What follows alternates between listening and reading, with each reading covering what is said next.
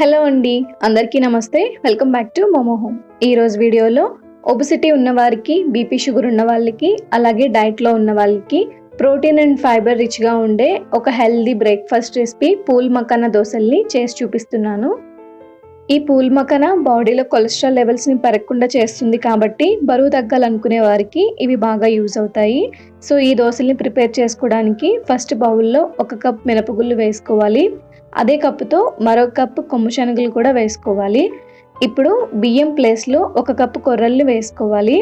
దోశలు కొంచెం క్రిస్పీగా కావాలనుకుంటే కొర్రలు మరొక కప్పు యాడ్ చేసుకోవచ్చు. తర్వాత ఇందులో 1 టీ స్పూన్ మెంతులు వేసుకొని ఈ పప్పులన్నీ నానడానికి సరిపడా వాటర్ని వేసి 5 to 6 hours నానబెట్టుకోవాలి. ఇవి నైట్ నానబెట్టుకుంటే మార్నింగ్ బ్రేక్ఫాస్ట్కి ఈజీగా ఉంటుంది. ఈ పప్పులు గ్రైండ్ చేసుకునే ఒక 20 minutes ముందు బౌల్లో 2 కప్పులు పూల్ మఖానా వేసుకోవాలి. ఇందులో వాటర్ని వేసి 15 to 20 minutes ఉంచితే మఖానా కూడా నానిపోతాయి. ఇవి నానడానికి ఎక్కువ టైం పట్టదు. మనం మీల్ మేకర్ ఎలా అయితే కర్రీ చేసుకునే ముందు నానపెడతామో ఇవి కూడా సేమ్ అంతే. ఓన్లీ పప్పులు అయితే 3 to 4 hours చాలు నానడానికి. కానీ మనం కొర్రలు యాడ్ చేసాం కదా, అవి నానడానికి టైం పడుతుంది. చూసారు కదా, పప్పులన్నీ మంచిగా నానిపోయాయి. వీటితో పాటు మనం నానబెట్టుకున్న మఖానా కూడా నానిపోయింది. సో ఇప్పుడు ఒక మిక్సీ జార్ని తీసుకొని ఈ నానిన పప్పుల్ని మఖానాని కూడా కలిపి మిక్సీ జార్లో వేసేసుకోవాలి. వీటితో పాటు గ్యాస్ ఫార్మింగ్ ప్రాబ్లమ్స్ రాకుండా ఉండడం కోసం ఇందులో పొట్టు తీసుకున్న చిన్న అల్లం ముక్క, 1/2 టీ స్పూన్ జీలకర్ర, 1/2 టీ స్పూన్ సాల్ట్ వేసుకోవాలి.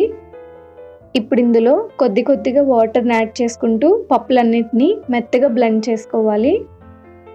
ఇప్పుడు ఈ పిండిని ఒక మిక్సింగ్ బౌల్లో వేసుకొని వాటర్ కావాలంటే ఈ టైంలోనే యాడ్ చేసుకొని బ్యాటర్ని రెడీ చేసుకోవాలి. ఇప్పుడు స్టవ్ పైన దోశ ప్యాన్ పెట్టి ప్యాన్ హీట్ అయ్యాక దోశలను వేసుకోవాలి. ఈ దోశ పైన ఆయిల్ కానీ బటర్ కానీ లేదా నెయ్యి కానీ వేసుకొని ఒకవైపు రోస్ట్ అయ్యాక రెండో వైపుకు తిప్పుకోవాలి. ఈ దోశ రెండో వైపు కూడా లైట్గా కాలాక దోశని తీసేసుకోవాలి. చూసారు కదా, ఈ హెల్దీ దోశల్ని చేసుకోవడం ఎంత ఈజీనో కదా. దీంతో పాటు మంచి చట్నీ కాంబినేషన్లో తింటే చాలా బాగుంటుంది. అండ్ ఈ వీడియో నచ్చితే లైక్ చేసి కామెంట్ చేయండి. అండ్ మోమో హోమ్ కుకింగ్ ఛానల్ని సబ్స్క్రైబ్ చేసుకోండి.